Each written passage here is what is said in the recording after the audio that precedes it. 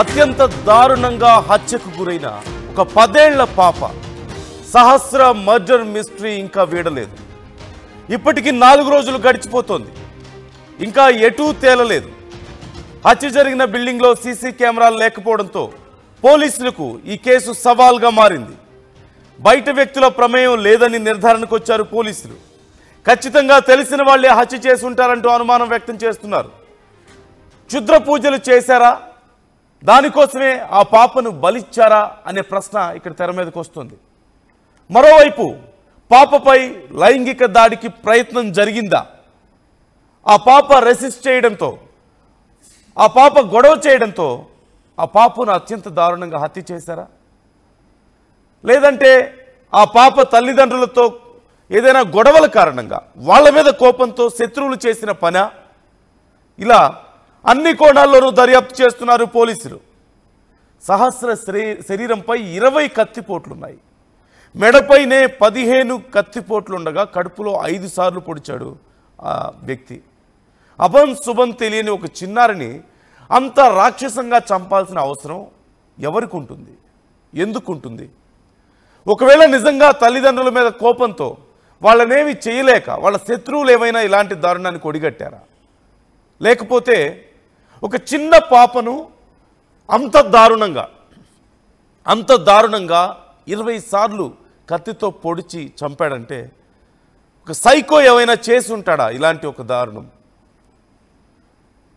ఇలా అన్ని కోణాల్లోనూ పోలీసులు దర్యాప్తు చేస్తున్నారు. అయితే ఆ ఇంటికి సీసీ కెమెరా లేకపోవడం వల్ల ఇప్పుడు ఈ కేసును ఛేదించడం పోలీసులకు చాలా కష్టంగా మారింది. అదే బిల్డింగ్లో ఉండేటువంటి ఒక వ్యక్తిని ఇప్పటికే విచారించారు. అయితే ఖచ్చితంగా ఇది బయట వాళ్ళ పని కాదు అని పోలీసులు ప్రాథమికంగా నిర్ధారణకు వచ్చినట్లుగా తెలుస్తోంది. క్లోజ్ సర్కిల్స్లో వాళ్లే ఈ దారుణానికి ఒడిగట్టారు.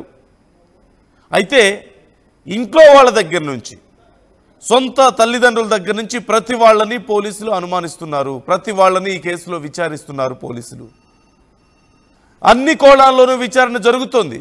శత్రువులు ఏమైనా చేశారా, లేదంటే ఎవరైనా సైకో చేసిన పనా, లేదంటే ఎవరైనా అత్యాచారానికి ఒడిగట్టబోయి ప్రయత్నించి అక్కడ పాప గొడవ చేయడంతో ఇలాంటి దారుణానికి ఒడిగట్టాడా?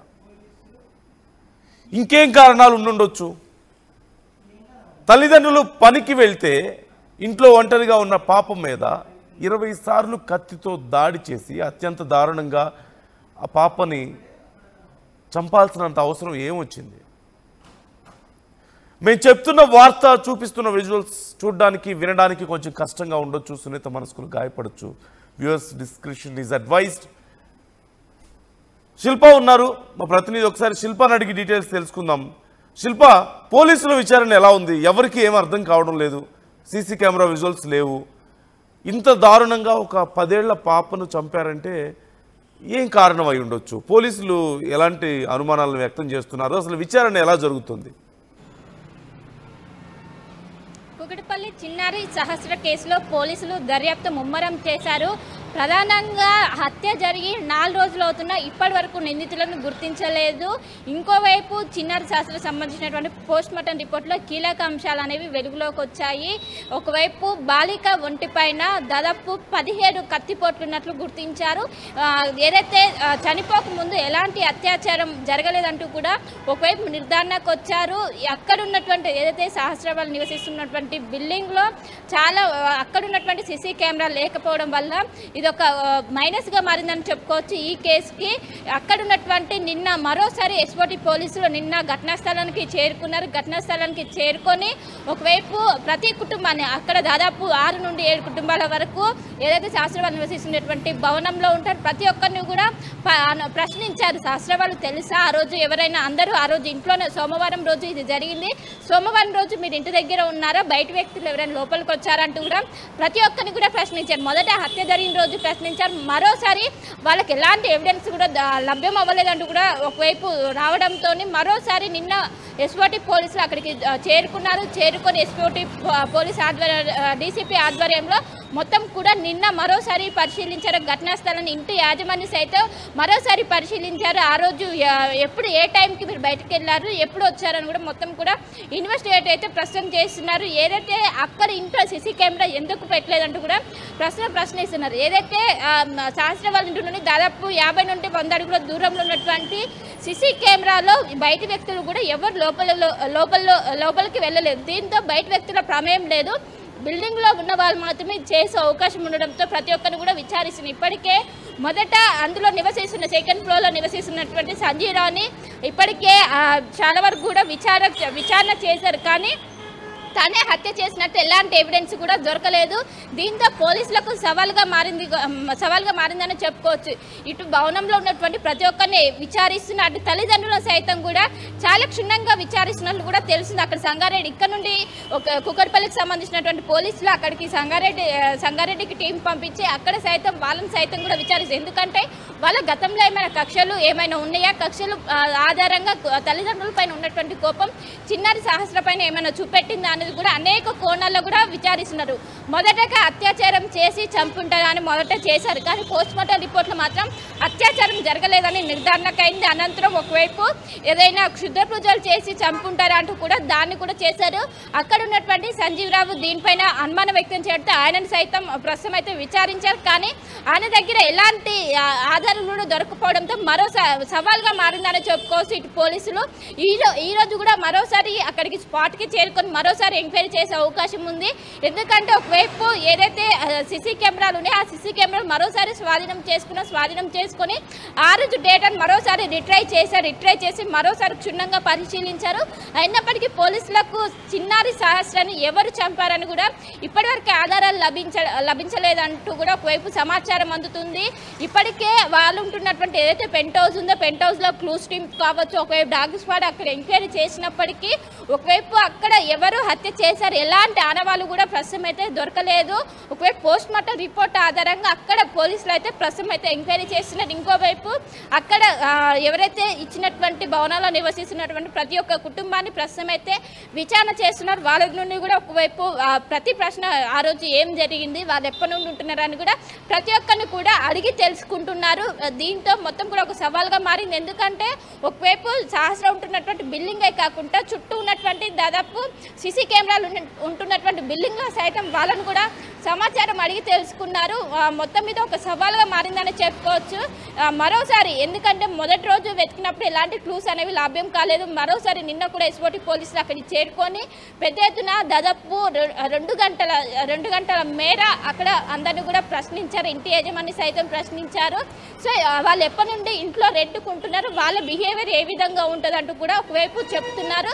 అండ్ ఆ రోజు సోమవారం రోజు వాళ్ళు ఏ టైంకి బయటికి వెళ్ళారు, అటు తల్లి ఏ టైంకి వెళ్ళింది, తండ్రి ఏ టైంకి వెళ్ళారంటూ కూడా పోలీసులు అయితే ప్రస్తుతం ప్రశ్నిస్తున్నారు. ఇందులో ఇంక్లూడింగ్ వాళ్ళ పేరెంట్స్తో సహా ఎవరైతే రేణుక కృష్ణ వాళ్ళ పేరెంట్స్ ఉన్న చిన్నారి శాస్త్ర యొక్క పేరెంట్స్ని సైతం, ఎందుకంటే వాళ్ళు బయట ఎలాంటి ఎవిడెన్స్ దొరకలేదు, ఎలాంటి ప్రూవ్ కూడా దొరకపోవడంతో వాళ్ళ పేరెంట్స్ను సైతం కూడా ప్రస్తుతం అయితే ప్రస్తుతం వాళ్ళని కూడా విచారణ వ్యక్తం చేసింది. ఎందుకంటే ఎవరి విధమైన కోపం వాళ్ళ మీద ఉన్నటువంటి తల్లిదండ్రులపై ఉన్నటువంటి కోపం చిన్నారి శాస్త్ర పైన ఏమైనా చూపెట్టారా అని యాంగిల్లో కూడా ప్రస్తుతం చేసినప్పటికీ దాదాపు 4 రోజులు గడుస్తుంది. ఇప్పటి వరకు ఈ కేసు అనేది ఒక కొలిక్కి రాలేదు. దీనికి సంబంధించినటువంటి ఎలాంటి ఎవిడెన్స్ కూడా ఒకవైపు పోస్ట్ మార్టం రిపోర్ట్ వచ్చాక ఈ కేసు అనేది సాల్వ్ అవుతుందని అందరూ భావించారు. కానీ అటు పోస్ట్ మార్టం రిపోర్ట్లో సైతం తన బాలిక ఒంటిపైన దాదాపు 17 నుండి 20 కత్తిపోట్లు ఉన్నాయంటూ అదొకటి గమనించారు. ఇంకోవైపు అత్యాచారం జరిగినట్టు కూడా ఎక్కడ కూడా గుర్తించలేదు.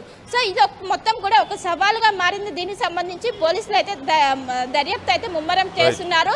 చాలా మంది కూడా రూమర్స్ కూడా చేస్తున్నారు, ఇలా చేయొద్దంటూ కూడా ఒకవైపు చేస్తున్నారు. మొత్తం మీద అక్కడ ఉన్నటువంటి సీసీ కెమెరాలు, అదేవిధంగా లోపల ఉన్నటువంటి ఎవరైతే భవనంలో ఉన్నటువంటి వ్యక్తులు దీనికి చేశారంటూ కూడా పోలీసులు అయితే ఒక కంక్లూజన్కి వచ్చారు. అదేవిధంగా జాయింట్ బిల్డింగ్ అదే భవనంలో ఉన్నటువంటి ఒక వ్యక్తిని ముందుగా అనుమానించారు, అరెస్ట్ చేశారు, విచారించినట్లుగా తెలుస్తుంది కదా.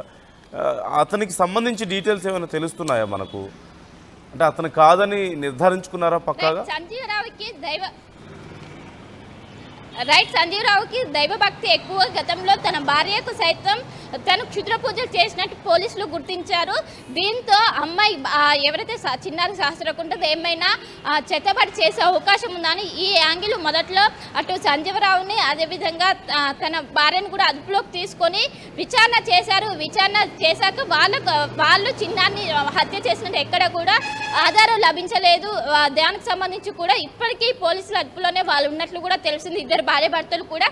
కానీ వాళ్ళ నుంచి చిన్నారి శాస్త్రకు ఎలాంటి సంబంధం లేదన్నట్టు కూడా పోలీసులు అయితే ప్రస్తుతం చెప్తున్నట్లుగానే సమాచారం అయితే ప్రస్తుతం అందుతుంది. ఇంకోవైపు ఆ బిల్డింగ్ అనుకొని ఇంకో వేరే బిల్డింగ్ నుంచి వచ్చే అవకాశం అయితే కనిపిస్తుంది. ఎందుకంటే యాక్సెస్ అనేది ఉన్నది పక్కనే జాయింట్ బిల్డింగ్ కావడంతో నేరుగా శాస్త్ర పెంట్ హౌస్లోకి వెళ్ళే అవకాశం ఉండడంతో అక్కడ డైరెక్ట్ వెళ్తే మన సీసీ కెమెరాలు ఎక్కడ కూడా రికార్డ్ అయ్యే అవకాశం ఉండడంతో సో అక్కడ నుండి వచ్చే అవకాశం ఉంది, లేదా బిల్డింగ్లో ఉన్న వాళ్ళు చేసే అవకాశం ఉంది. ఈ రెండింటిని బేస్ చేసుకొని ప్రస్తుతం పోలీసుల ఇన్వెస్టిగేషన్ అయితే నడుస్తుంది. ఇంకోవైపు 4 రోజులు అవుతున్న అత్యంత దారుణంగా చిన్నారి సహస్రాన్ని అత్యంత దారుణంగా హత్య చేసినప్పటికీ ఇప్పటి వరకు ఎందుకు అని నిందితులు పట్టుకోలేదంటే అక్కడ ఉన్నటువంటి స్థానికులు పెద్ద ఎత్తున ఆవేదన వ్యక్తం చేస్తున్నారు. ఈ గతంలో ఎప్పుడు కూడా ఇలాంటి సంఘటనలు ఇక్కడ జరగలేదు. ఇంక్లూడింగ్ ఆన్లైన్ ఏదైతే జొమాటో ఏమైనా ఆర్డర్స్ వచ్చినా కూడా పైకి వెళ్ళొచ్చాం. అలాంటి రెస్ట్రిక్టెడ్ ఏరియాలో ఇంత అత్యంత దారుణానికి ఎవరు పాల్పడి ఉంటారు, ఇది ఖచ్చితంగా తెలిసిన వాళ్ళే చేసి ఉంటారంటూ కూడా పోలీసులు కూడా నిర్ధారణకు వచ్చారు. ఒకటి ఆ బిల్డింగ్ లోపల ఉన్న వాళ్ళు చేసే అవకాశం ఉంది, ఇంకొకటి వేరే జాయింట్ బిల్డింగ్ నుంచి వచ్చి వాళ్ళు అక్కడ నుండే చేస్తే అది సీసీ కెమెరాలో కూడా రికార్డు కాదు కాబట్టి అదైనా చేసుకున్న అవకాశం ఉన్నట్లు కూడా ప్రస్తుతం పోలీసులు అయితే ఇన్వెస్టిగేషన్ చేస్తున్నారు. ఖచ్చితంగా ఇది మాత్రం బయటి వ్యక్తుల ప్రమేయం అయితే లేదు, ఖచ్చితంగా సహస్ర కుటుంబ నేపథ్యం తెలిసిన వాళ్ళే దీనికి పాల్పడి ఉంటారంటూ కూడా ప్రస్తుతం పోలీసుల ఇన్వెస్టిగేషన్ అయితే ప్రస్తుతం కొనసాగుతుంది. Right, thank you Shilpa, thanks for the details. మొత్తం మీద ఈ అంశానికి సంబంధించి అసలు ఈ కేసుకు సంబంధించి పోలీసులకు సైతం సవాల్గా మారిందనే చెప్పాలి. 4 రోజులు గడిచిపోతుంది చిన్నారి సహస్ర దారుణ హత్య జరిగి.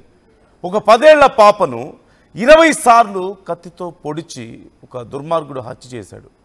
అయితే ఎవరు చేశారు ఏంటనేది ఇంకా తెలియడం లేదు. ఎందుకు చేశారు అనే కనీసం మోటివ్ కూడా ఎవరికి అర్థం కావడం లేదు. అదే ఇంట్లో ఉన్నటువంటి ఒక వ్యక్తిని ఇప్పటికీ అనుమానించారు, అతన్ని ప్రశ్నించారు, కానీ క్లారిటీ రావడం లేదు. ఖచ్చితంగా ఎవరో బయట వాళ్ళ పని కాదు అని మాత్రం కొంతవరకు పోలీసులు ప్రాథమికంగా నిర్ధారణకు వచ్చారు. ఖచ్చితంగా తెలిసిన వాళ్ళు క్లోజ్ సర్కిల్స్లో ఉండే వాళ్ళు చేసి ఉంటారు అనేది పోలీసులు అంచనా వేస్తున్నారు. కానీ ఎవరు మనకి విజువల్స్లో కనిపిస్తోంది, మీరు చూడొచ్చు. ఒక వ్యక్తి అక్కడ బైక్ మీద వచ్చి, అంటే ఖచ్చితంగా ఏ సమయంలో ఈ హత్య జరిగిందని భావిస్తున్నారు ఆ సమయంలోనే ఒక అరగంట అటు ఇటుగా ఆ వ్యక్తే ఒక బైక్ మీద అక్కడ వచ్చి ఆగినట్లుగా కనిపిస్తోంది సీసీ కెమెరాలో. అతను తప్ప మరెవరూ ఆ బిల్డింగ్ దగ్గరికి ఆ సమయంలో రాలేదు, బయట వ్యక్తులు. ఈ నేపథ్యంలో ఇప్పటికే ఆ బైక్ డీటెయిల్స్ తీసుకున్నారు. ఆ బైక్ నంబర్ ఆధారంగా ఆ వ్యక్తిని ట్రేస్ చేసే పనిలో ఉన్నారు పోలీసులు. స్క్రీన్లో చూస్తున్నాం మనం, ఒక వ్యక్తి మనకి స్క్రీన్లో సీసీ కెమెరాలో క్లియర్గా కనిపించడం లేదు, హెల్మెట్ పెట్టుకొని ఉన్నాడు, బైక్ నంబర్ కూడా క్లియర్గా లేదు మనకి. కానీ బైక్ మీద ఎవరో ఒక వ్యక్తి వచ్చాడు ఆ బిల్డింగ్ దగ్గరికి.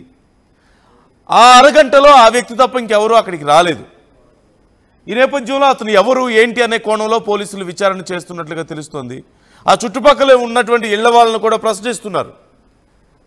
మీరేమైనా చూస్తారా, మీకేమైనా తెలుసా, మీకేమైనా అనుమానాలు ఉన్నాయంటూ ప్రశ్నిస్తున్నారు.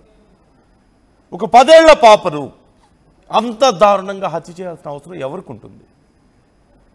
ఖచ్చితంగా ఇది సొంత వాళ్ళ పనే అనే అనుమానాన్ని పోలీసులు వ్యక్తం చేస్తున్నారు. బయట వాళ్ళైతే ఎవరన్నా దొంగతనానికి వస్తే ఆ సమయంలో ఆ పాప చూస్తే ఒకవేళ ఆ పాపను ఆ క్షణంలో ఏదైనా ఇలాంటి దారుణానికి పాల్పడి ఉండొచ్చా అనే అనుమానం. కానీ అంత దారుణంగా హత్య చేయాల్సిన అవసరం ఉంటుందా ఎవరికైనా? ఒక దొంగకైనా లేదంటే ఇంకెవరైనా బయట వ్యక్తులకి క్షుద్ర పూజల కోసం చేస్తుండొచ్చా అనే అనుమానం వ్యక్తం చేశారు ఆ కత్తిపోట్లో హత్య జరిగినటువంటి తీరు చూసిన తర్వాత. మరోవైపు ఒకవేళ ఏదైనా లైంగిక దాడికి ప్రయత్నించి అదే బిల్డింగ్లో ఉన్నవాళ్ళు కానీ లేదంటే పక్క బిల్డింగ్ నుంచి, ఖచ్చితంగా పక్కనే ఆనుకొని ఉంటాయి కాబట్టి బిల్డింగ్స్ పెద్దగా గ్యాప్ ఉండదు, పక్క బిల్డింగ్స్ నుంచి ఆ బిల్డింగ్లోకి ప్రవేశించడానికి అంత కష్టపడాల్సిన అవసరం ఉండదు, ఈజీగా బాల్కనీలోంచి వచ్చేయడానికి అవకాశం ఉంటుంది. ఈ నేపథ్యంలో ఎవరైనా లైంగిక దాడికి ప్రయత్నించారా, లేదంటే ఎవరైనా దొంగలు వచ్చారా, లేదంటే ఇది శత్రువుల పని?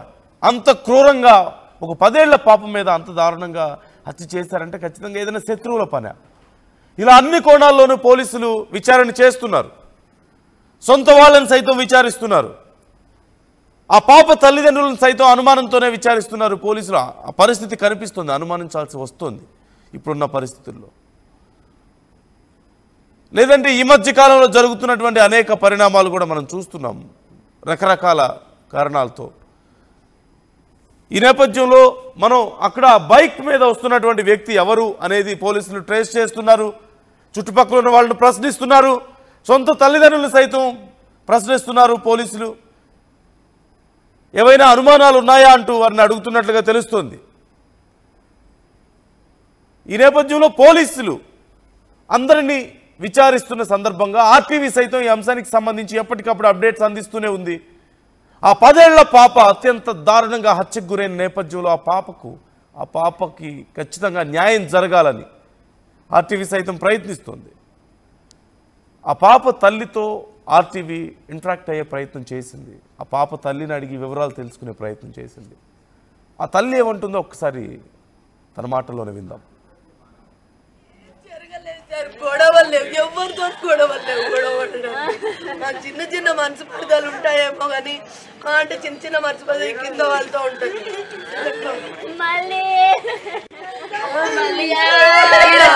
అంతే, ఎవరితో గొడవ ఏముండదు. సుమారుగా ఎన్ని సంవత్సరాలకి బిల్డింగ్ లో ఉంటా ఉన్నారు? ఎన్ని సంవత్సరాలుగా ఉంటారు బిల్డింగ్ లో? సార్ 2000 కరోనా వచ్చిపోయినాక 2021లో 22లో వచ్చినాం. 3 years 4 years 5 years అవుతుందా? 5 years. మీరు ఎప్పుడు తెలిసింది? డ్యూటీకి వెళ్ళారంటే కదా, ఎప్పుడు ఫోన్ చేశారు? 9 o'clock బాబు అసలు ఆమెకు స్కూల్ లేదు, స్కూల్లో కేబీఎస్ కేంద్ర విద్యాలయ బేగంపేటలో చదువుతారు, స్కూల్ లేదనేది. ఆ అబ్బాయి ఇద్దరు ఉంటారు, ఒక పాప ఒక బాబు. ఆ అబ్బాయి ఏమో వెళ్ళను అంటే కూడా బయట మొన్నటి వరకు హాలిడేస్ ఇచ్చారు. అక్క వెళ్ళకపోతే ఎప్పుడు వెళ్ళను అంటాడు సార్, ఎప్పుడు వెళ్ళను. అక్క ఉంటే ఆమె 8కి వెళ్ళిపోతుంది తెలుస్తుంది ఆయనకి. తెలిసి నేను అక్క పోలేదు కదా అని ఇంకా డ్రామా షురూ చేస్తాడు, నేను పోనని. ఈరోజు కొట్టి నువ్వు పోకపోతే బాగోదని అంటే ఆడి ఎన్నలేదు పోరా అని ఎప్పుడు నేను వదులుతుంటే సార్, ఈ రోజే నేను వదలలేను. వాళ్ళ డాడీ వదిలిండు, పంపించిండు పోరా అని. బాక్స్ కూడా తీసుకోవాలి, పాలు కూడా తాగకుండా పోయండి సార్. మళ్ళీ తిట్టినామనేసి సరే మమ్మీ బాక్స్ మేమిద్దరం వెళ్ళిపోయినాం. మమ్మీ స్నానం చేసుకొని వచ్చింది, స్నానం చేసుకొని వస్తే కూడా వెనకాల అంతే చడవలే. ఏం స్నానం చేస్తావు బిడ్డ, ఎప్పుడు చేసిన ఇట్లా చేస్తావు, నల్లగా అవుతావు చూడు, అట్లా అవుతావు అంటే మళ్ళీ పోయింది సార్ స్నానానికి. ఇంకా మళ్ళీ మేము చూడలేము సార్, ఇంకా స్నానం చేసింది. సరే తల్లి మేము వెళ్తున్నాం, బాక్స్ అక్కడ పెట్టినా ఇయ్యి అని చెప్పి వెళ్ళిపోయినాం సార్. కూడా చూడలేదు సార్. మళ్ళీ స్నానం చేసుకొని ఉంటుంది కదా అనుకున్నాం కానీ దాని తర్వాతకి నాకు తెలియదు సార్. ఇక దాని తర్వాత బాక్స్ ఇవ్వలేదని స్కూల్ నుంచి ఫోన్ వచ్చిందంట డాడీకి. బాక్స్ ఇవ్వలేదనేసరికి నాకు ఫోన్ చేస్తే నేను కింద బిల్డింగ్ వాళ్ళకి ఫోన్ చేశాను. నాకు ఫోన్ చేస్తే పిలిస్తే పలకపోతే పైనకు వచ్చిందంట. పైనకు వస్తే డోర్ పెట్టేసింది. మరి ఆమె వెళ్ళిందో వెళ్ళలేదు, డోర్ పెట్టేసిందంట. ఇదంతా పిలిచింది, అక్కడ ఏమన్నా ఉంటుంది అక్కడ ఉంటుంది అని. పిలిస్తే కూడా పలకలేదంట. పలకపోయేసరికి మళ్ళీ కిందికి పోయి పిలిచిందంట, అయినా పలకలేదంట. ఓనర్ ఆమె ఫోన్ చేసిన, వాళ్ళ ఇంట్లో కూడా ఉందేమో. ఓనర్ ఆమె వాళ్ళ కోడలు హాస్పిటల్కి వెళ్ళిందంట. ఆమె కూడా నేను లేనక్క ఎవరికన్నా ఫోన్ చేయండి. సరే అని అంతగా వాళ్ళ డాడీకి ఫోన్ చేసిన, ఎవరు లేరంట అంటే వాళ్ళ డాడీ సరేలే నేనే పోతున్నా అన్నాడు. వాళ్ళ డాడీ వచ్చిండు, గడి పెట్టింది సార్, డోర్ తీసిండేమో. అట్లా అయితే నాకు ఫోన్ చేసిండు, పేగులన్నీ బయటకు వచ్చినాయి రాయే తల్లి అంటే నేనేం చేయాలి సార్? స్థానికంగా గొడవలు ఉన్నాయి? ఎవరికి ఏం గొడవలు లేదు సార్. మీరు హాస్పిటల్లో వర్క్ చేస్తాను, నేను హాస్పిటల్లో కూడా అడగండి. నేను 5 years నుంచి ఒకటే హాస్పిటల్లో వర్క్ చేస్తున్నాను. నేను ఎలాంటిదాన్ని, నా క్యారెక్టర్ ఎలాంటిదని ఒకసారి హాస్పిటల్లో కూడా ఎంక్వైరీ చేయండి. ఎక్కడ ఏం ప్రాబ్లమ్స్ లేవు, హాస్పిటల్లో కూడా ప్రాబ్లమ్. నేను నైట్ 12 వరకు కూడా వర్క్ చేసిన రోజులు ఉన్నాయి. నేను హాస్పిటల్ లండన్ గ్యాస్ట్రో కేర్ హాస్పిటల్లో వర్క్ చేశాను. నేను ఇప్పుడు కూడా హాస్పిటల్ నుంచే వచ్చాను. మీకేమైనా డౌట్ ఉందా మరి? నాకు ఇక్కడ ఎవరి మీద డౌట్ అంటే సార్ పిల్లలు ఏం చేసుకుంటారో తెలియదు. ఉండేదంటే ఈ 1, 2, 3 బిల్డింగ్స్లో ఏమన్నా, ఎందుకంటే చిన్నగా అప్పుడప్పుడు కొట్లాడుతుంటాం కాబట్టి మేబీ ఉంటే వాళ్ళు ఏమన్నా ఉండొచ్చేమో, ఉండరని నేను చెప్పాను. కానీ గొడవలు అయితే అవుతాయి కదా సార్, కామన్గా గొడవలు అవుతాయి. కానీ ఇంత ఘోరంగా చేస్తారా సార్? ఎంత గొడవలైనా ఎంత పగున్నా వాడు గుద్దుకోవాలి, కానీ పిల్లల్ని ఎట్లా చేస్తారు సార్ చెప్పండి? ఎంత ఈ రోజులల్లో ఇంత చదువుకున్న వాళ్ళు, ఇంత సొసైటీ ఉన్నా కూడా ఎందుకు ఇంత పిల్లలకి ఎంత నమ్మకంతో పోయినాం మేము. నేను ఇంత ఉన్నప్పటి నుంచి వదిలేసి వెళ్తున్నాను సార్ పిల్లల్ని. ఈ బాబు నాకు 4 years లో ఉన్నప్పటి నుంచి నేను హాస్పిటల్లో వర్క్ చేస్తున్నాను. ఇక్కడ ఎప్పటి నుంచి ఉంటున్నారమ్మా? ఇక్కడ దగ్గర 2001 నుంచి ఉంటున్నాము. మీకంటే ఎవరి మీద డౌట్ అయితే ఎవరి మీద డౌట్ ఉందా? అప్రాక్సిమేట్లీ మీకంటే ఎవరి మీద డౌట్ ఎవరి మీద లేదు సార్. ఎప్పుడు పోలీసులు అంటే ఏమైనా చెప్తా ఉన్నారా? ఏమైనా సమాధానం ఇచ్చారా మీకు పోలీసులు కానీ? ఏమన్నా ఎంక్వైరీ చేస్తామని చెప్తున్నా సార్. ఏం ఎంక్వైరీ చేసినా నా బిడ్డ తిరిగి వస్తుందా సార్? సార్ ఇలాంటి ఘోరం ఇంకొకరికి కాకూడదు అని నా బిడ్డ ఏమన్నా సొసైటీకి చెప్పుదామని వెళ్ళి ఉంటుంది సార్. నా బిడ్డ ఎంత మంచి స్కూల్లో చదువుతుందంటే కేంద్ర విద్యాలయ స్కూల్లో చదువుతుంది అని మేము ఎంత గొప్పగా అసలు ప్రౌడ్గా ఫీల్ అయిపోయినాము. నా కొడుకు కన్నా రాలేదని రాత్రి అన్నాము. చదవకపోయినా స్కూల్లో కొట్టినా నా బిడ్డ నాకు చెప్పదు. ఆమెకు అంత ధైర్యం ఎక్కువ, అసలు చెప్పదు. ఎక్కడ పోయినా డేర్గా ఎదుర్కొంటుంది. కానీ ఆల్రెడీ లాక్ చేసిపోయారు. ఎలా చెప్పడానికి వస్తుంది? ఆ రకంగా చేస్తే ఆమె ఏం చెప్తుంది? ఒక పాప ఎలా చెప్పడానికి వస్తుంది? అలాంటిది ఇప్పుడు ఒక ఇంత పెద్ద ఉన్న నేను, నాకు అన్ని తెలిసినా నన్ను నోట్లో ఏమని పెట్టి ఇట్లా పోసేసిపోతే ఎవరమైనా ఎట్లా చెప్తాం సార్? ఒక్కరి ముందే చెప్పండి. ఇప్పుడు దీనికి అనుకోవడం ఎలా, ఎవరు చేశారు ఏంటి అనేది ఎలా చెప్తాను? నాకు ఎట్లా చెప్తారు చెప్పండి?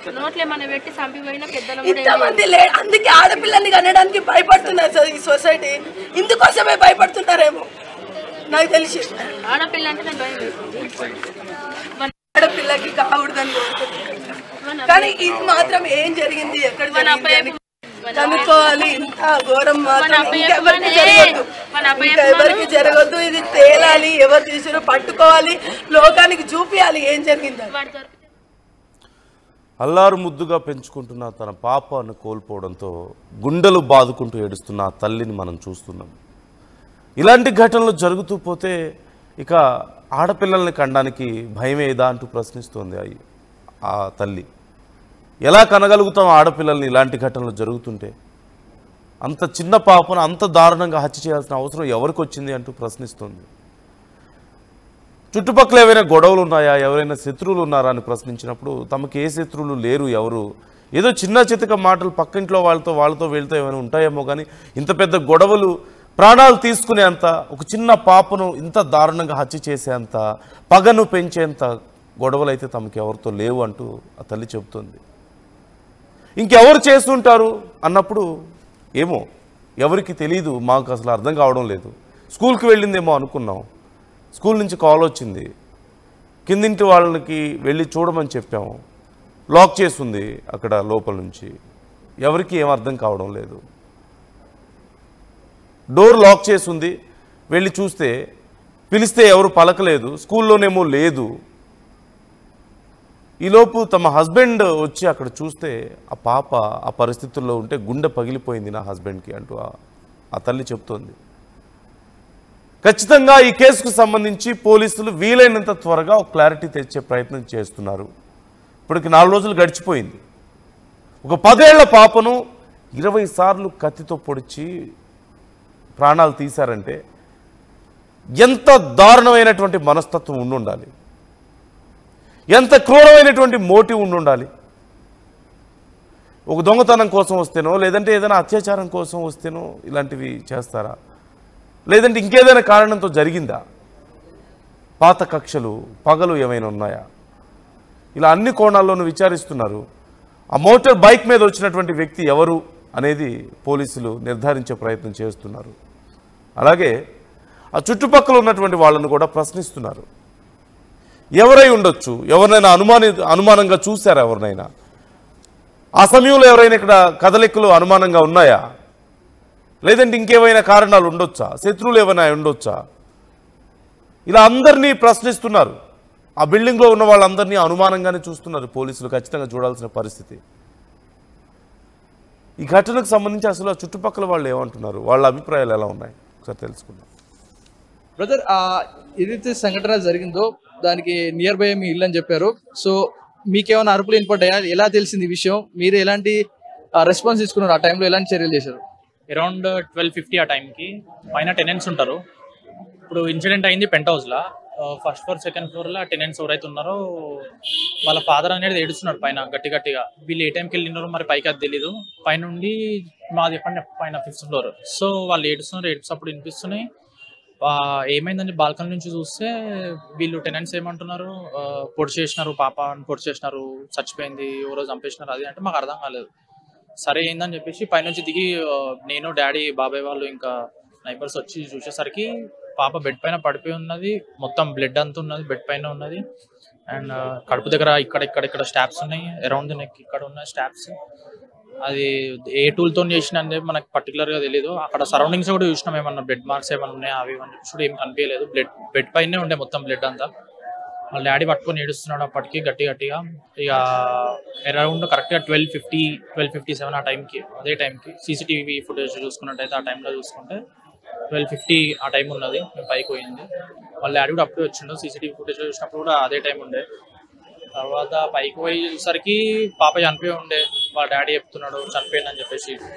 తర్వాత ఏమైంది, మేము చూసిన తర్వాత కంట్రోల్ రూమ్ కాల్ చేసినాం. ఇక పైకి వచ్చిన తర్వాత 10-15 minutes కంట్రోల్ రూమ్ అదే పోలీస్ అంబులెన్స్ వెళ్ళి చూసినప్పుడు మీరు లోపలికి వెళ్ళారా? లోపల సిచ్యువేషన్ చూసారా? లోపల చూసినాము. లోపలికి వెళ్ళి ఏమన్నా దొంగ వచ్చి ఏమన్నా దోపిడీ చేసిండా ఏమన్నా అయిందా అని చెప్పేసి కూడా ఒకసారి చూసినాము. కానీ అట్లేం కాలేకుండే. లైక్ ఏమన్నా ఉంటాయి కదా ఇట్లా అల్మారీ కానీ తీయడం కానీ అట్లా ఫోర్స్ఫుల్ ఎంట్రీ అట్లేం లేకుండే. మళ్ళా కిచెన్ లో కూడా చూసినాము, అట్లేం అనిపించలేదు. లోపల మీరు వెళ్ళి చూసినప్పుడు ఎలాంటి సిచ్యువేషన్ కనబడింది? బాడీ ఏ స్టేజ్ లో ఉంది? ఆ పాప ఉదయం చూసినప్పుడు లోపల ఎలాంటి సిచ్యువేషన్ ఉంది? ఆ రూమ్ అంతా కూడా బెడ్ పైన పడుకొని ఉండే పాప. ఇట్లా పడుకొని ఉంది స్ట్రైట్ గా. వాళ్ళ ఫాదర్ పట్టుకొని ఉన్నాడు, ఏడుస్తున్నాడు. వాళ్ళ ఫాదర్ అప్పటికి గట్టిగా ఏడుస్తున్నాడు. తర్వాత అప్పటికి అంబులెన్స్ రాలేదు. కొంచెం సేపు అయిన తర్వాత హాస్పిటల్ తీసుకెళ్తా అని చెప్పి పాపని ఇట్లా లేపుకొని బయటికి తీసుకొని వచ్చిన తర్వాత అప్పుడు కనిపించినాయి పాపకి ఇక్కడ సైడ్ కత్తితో పొడిచినవి అవి ఇవి. మరి మొత్తం బ్లడ్ ఉండే అంతా. పాప డ్రెస్ అంతా బ్లడ్ అయి ఉండే. తర్వాత అంబులెన్స్ వస్తుంది ఆగండి అని చెప్పేసి అక్కడనే ఆపిచ్చేసినాము. తర్వాత అంబులెన్స్ వచ్చింది, పోలీస్ వాళ్ళు వచ్చినారు. ఎన్ని